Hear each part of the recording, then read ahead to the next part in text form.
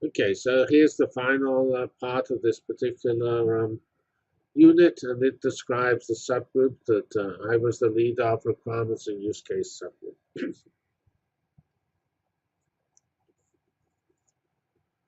So we have most of the some of the usual verbiage at the top about working with industry, academia, and government, and we're trying to find requirements, and the process uh, of getting the requirements was done by first getting use cases and extracting requirements from use cases. This is not the only way of getting requirements, but it's a way that is documentable. Because once you have a use case, which is sort of by definition real and is documented, then if it has requirements, you know why you have that requirement, and if you don't meet that requirement, you know what you're going to lose. So we gathered our 51 use cases. We found some requirements.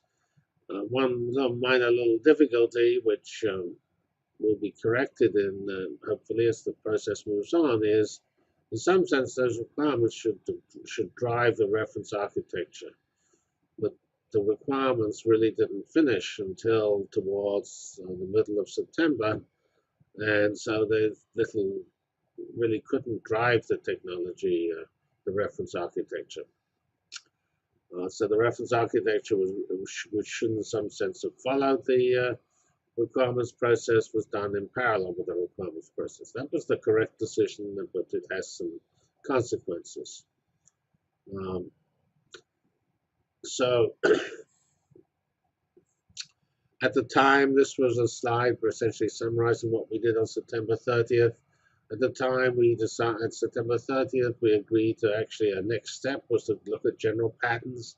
Some of that I've already done and will be presented in the next unit when we look at the different features of the use cases. Something which has not been done is to validate the requirements and reference architecture by implementing some of these patterns. So the idea of the patterns is, and we actually have not actually implemented any patterns, so in some sense that is clearly still to do, is it is not realistic to develop, to actually implement in a generic fashion a real application. You need to find an application paradigm or pattern which you implement in generic fashion, which can be done relatively simply, and use that to evaluate the reference architecture. So a key part of the, maybe the major part of the whole use case working group, and maybe its only contribution to knowledge, was the development of a one-page Word document which was a use case template. It was the empty template was one page. The full templates can be many pages. So this just defines what we collect for each use case: the title, the area where that use case lives in, the military or retail or artificial intelligence, the people doing the building the use case definition, which may or may not be the same people who actually execute it, the people involved, um, which will be the users of this use case, the developers of the use case, and the supporters of the use case, the goals of the use case, find out fundamental scientific results, description of the use case, how you got those scientific results, and then after these general remarks, we come into some of the technical details. Um, and here was the discussion of how it's done today, what the compute system's like, what the storage is like, what the network is like, what the software is like. And then we now have, that's the sort of the infrastructure. Now we come to the actual big data itself, where the data comes from, the size, the velocity, the variety. Here's the three major V's, and there's the as well as we also have the variability, the rate of change of the data, which so here we use variety to describe how it the different the number of types of data and the variability is the change in the size and nature of the data, and to what extent is constant in time. Then we come to veracity, which is the robustness and the semantics of the data. We have the visualization of the data, the quality. Quality is and veracity address different aspects of saying correctness issues, one at the semantic level and one at the actual data value level. Then we have the actual types of data, and here we have a pretty important field, the actual analytics, which is being used or should be used. After these description, we then have the data challenges. These are also free field comments. Anything comments on the importance of mobile phones? We know mobile phones are growing in importance, at least in the real world, and the PCs are declining in use, and mobile phones are dramatically increasing.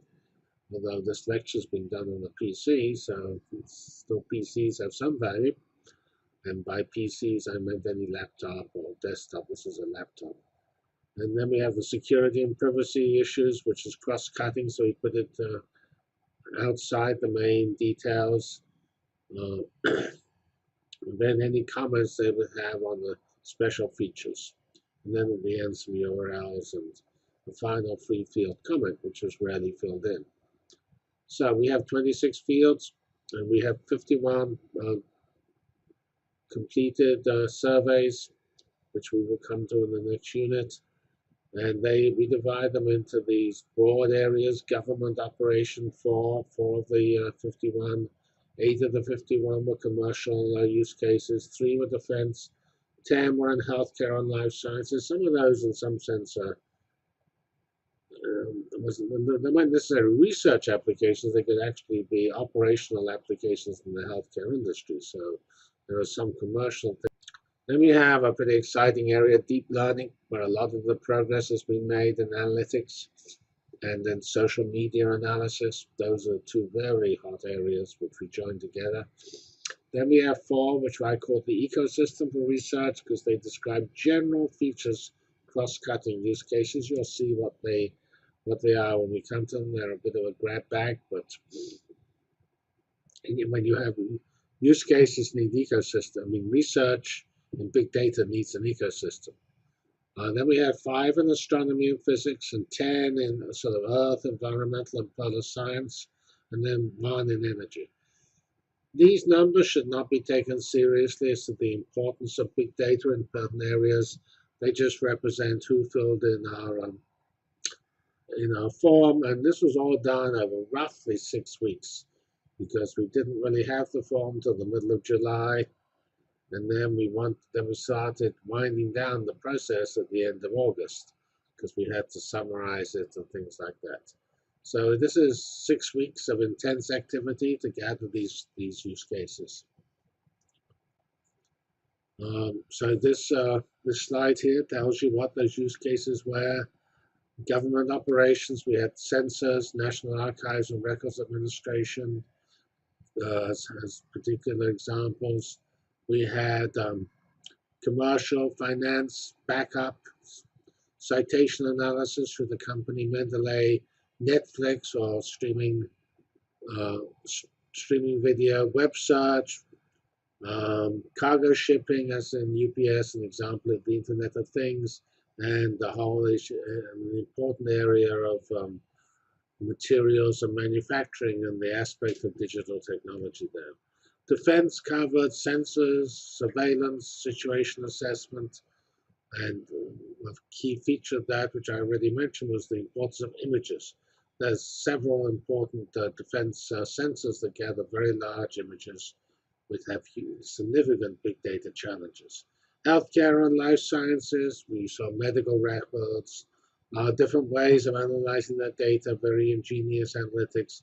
Pathology, the study of images, the actual taking the images by radiating biology samples. Genomics, obviously, is a We know how sequencing the gene has made such progress. Epidemiology, the study of disease and populations, the impact of that on population, or just the study of populations and how they react to crises like terrorism and things like that. That involves making models of people's activity, and that data, a very rich set of generated data. And we also had an application in the biodiversity area. In deep learning and social media, the use cases describe identifying faces, driving cars, geolocating images, analysis of Twitter, crowdsourcing, the general area of network science, and a nice NIST example where they are actually responsible for many benchmark data sets, such as in translation, image identification, and things like that, and how those benchmark data sets are used. In ecosystem for research, there's GrabBag. We have things about metadata, collaboration, which you must do to do any large big data problem, language translation, and analysis of literature, and also just a rather different case, namely the actual light source beamlines, which are used for many of these image-based applications.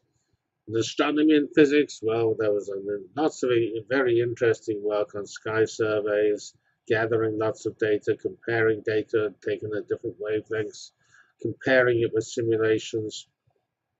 We had a couple of accelerator applications, one from Japan and one from the big Large Hadron Collider at CERN.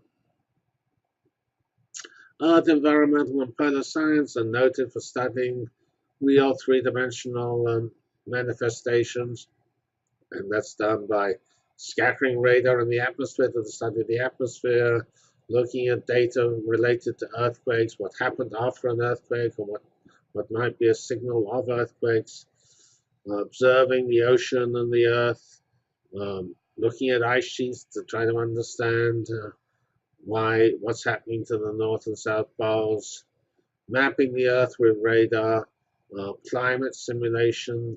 The data, big data, can come not just from observation, it can come from large computers.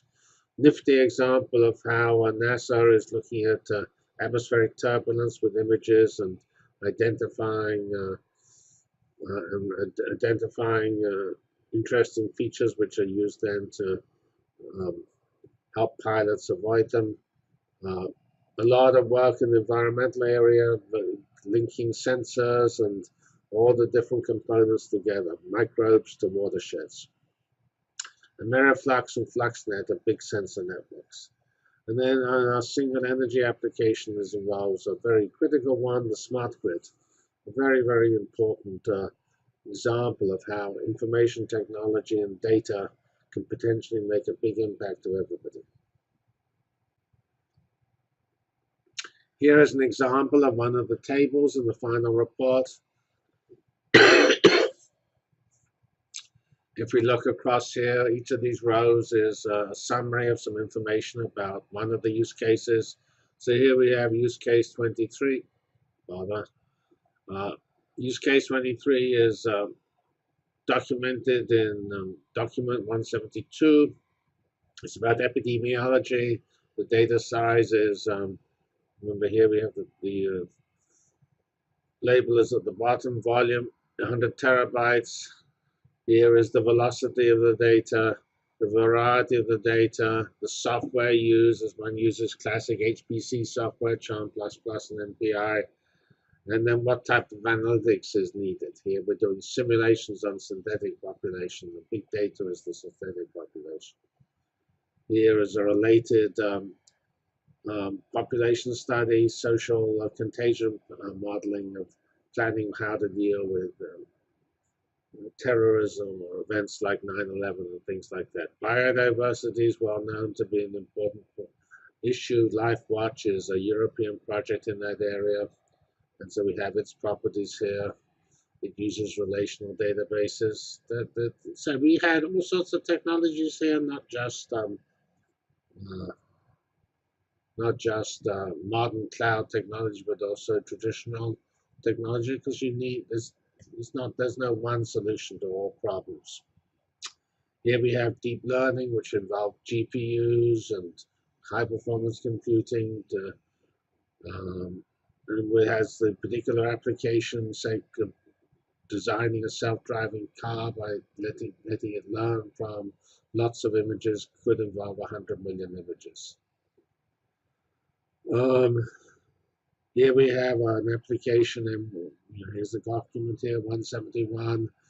This involves potentially huge numbers of images, namely the ones uploaded to Facebook and Flickr and Snapchat. And of course, we know that changes very rapidly. There are 500 billion now. There are 500 million uploaded every day. And there are all sorts of little variety there. And this is trying to geolocate all these images by matching them. And that's effectively solved as the analytics, the large-scale nonlinear least squares, and support vector machines, and it uses MapReduce as the actual software. So this is just this is a summary, and it is a summary in terms of features. So just a few of the key features, 6 of them, 5 of them, I should say. Well, 5 analytic features and then 1 label feature. And here we have the final one is the Twitter analysis using Hadoop HBase with indexing added to it. And it compared various forms of NoSQL, including an HBase was found to be the most appropriate. And it's looking for anomalies and communities from Twitter data. So here we have this.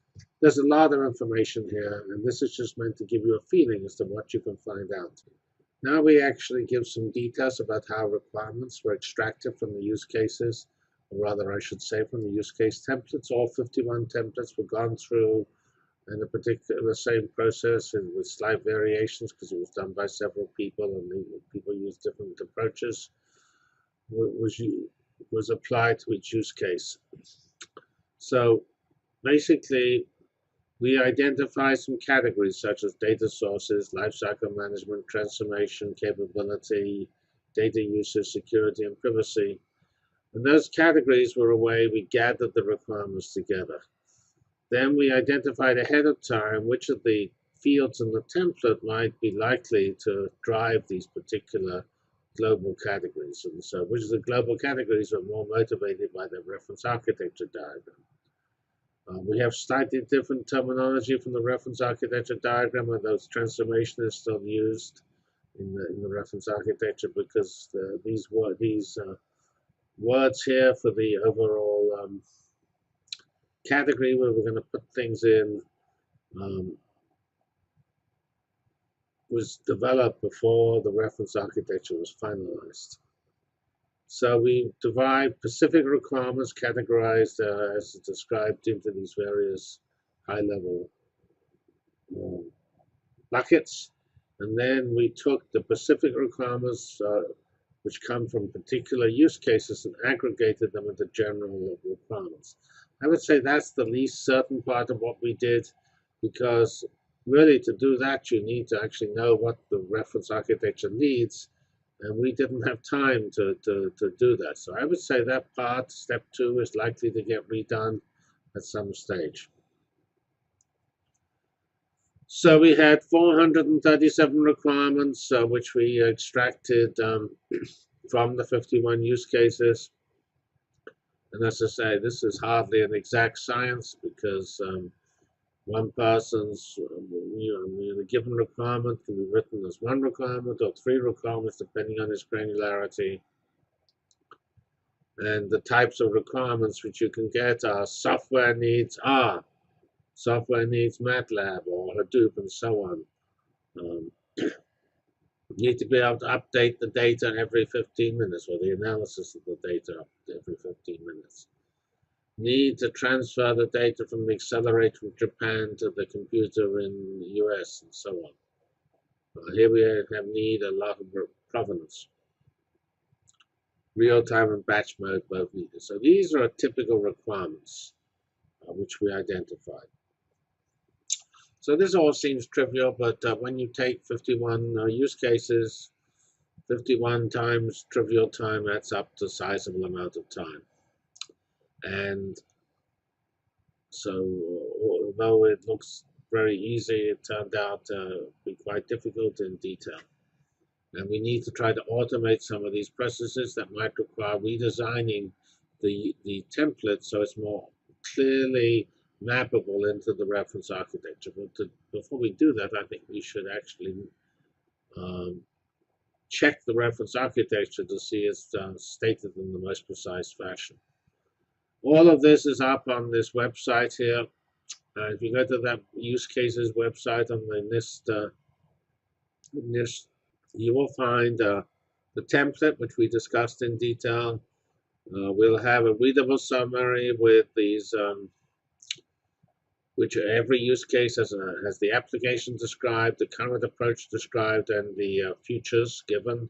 And there's also sometimes a picture. Then there is digest, which is what I actually showed you a subset of, which has the 3 V's: volume, velocity, variety, software, and data analytics, these five key characteristics. Then we have, for each use case, a set of specific requirements, and due to the way it was done, these were sometimes tied to the use case very clearly, or sometimes just stated without the tie being explicit. And then we had a link between specific requirements and general requirements. So here is some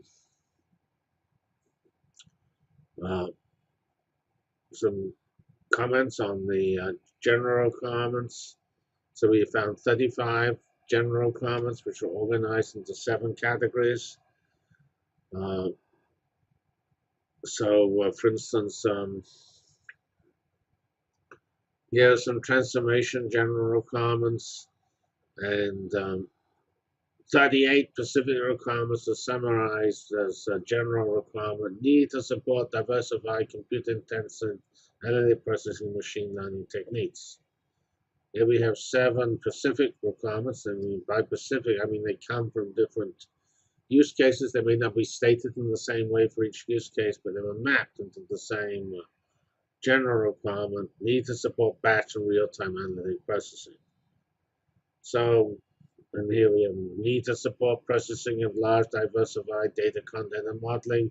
15 specific requirements are mapped to that general requirement. Need to support data and motions. This is the streaming thing. 6 use cases have that. So those are how the 35 general requirements were. These are 4 of the 35 as an example. Just as an example of this process is non-trivial in size, we have, if you look at the actual report, I don't know that NIST has decided whether to put this report in as a document or as with all 264 pages, or as a summary as part of it, and then some of the rest, like the actual. This includes all the filled-in templates, but the rest just on the website. We have the 35 general requirements, the 437 specific requirements, which are what averages to 8.6 specific requirements per use case, and 12.5 specific requirements per general requirement. Data sources, we have 3 general data sources requirements and 78 specific. Transformation, we have 4 general and 60 specific. Capability or infrastructure, we have 6 general, 133 specific. Data consumer, 6 general, 55 specific. Security and privacy, 2 general, 45 specific. Life cycle, 9 general, 43 specific. And other, which is a sort of bucket for things we didn't know what to do with, 5 general, 23 specific. And I explained how we put them in these categories in an earlier slide, and how different fields of the use case template naturally mapped into these different red categories here. But But it was all done by a person, not automated, so the person could make a decision to violate the the rule. But if you're going to do this at any greater volume than 51, you're going to need to find some automatic way of doing this. So here are some important web resources. This is the one I've already given, the use case website. Here's the specific requirements for each use case, the general requirements versus architecture component, general component versus architecture component with the record of the use cases giving that requirement, and the architecture component of the specific requirements plus the use case constraining this component. So these various websites give you the detail, the rich detail, which you can use to make get some understanding as to how these different use cases fit together. They drive the reference architecture, and so to what extent are the key challenges are needed. So here's a little comment on the next steps. Well, this is the next steps for this particular use case and requirements subgroup. We've more or less agreed on the current draft material, and we've actually got the feedback from most of the submitters. This evaluation of the requirements, I think, will be done in version 2, not in version 1, because until we get a more thorough understanding of the reference architecture from specific examples, I don't think this makes sense. And it will take us a long time, of course, many months to do a good job on the mapping use cases to reference architecture and looking at the pluses and minuses of that. If we want to collect more use cases, which is not clear at present, because given we haven't fully processed or run out of the current use cases, it's not clear we need more. We need to automate that if we want to do more with some sort of web resource. So that's where we are. Next step, publication of what we have, and do this mapping between use cases and architecture. Next step for this class is study of the 51 use cases.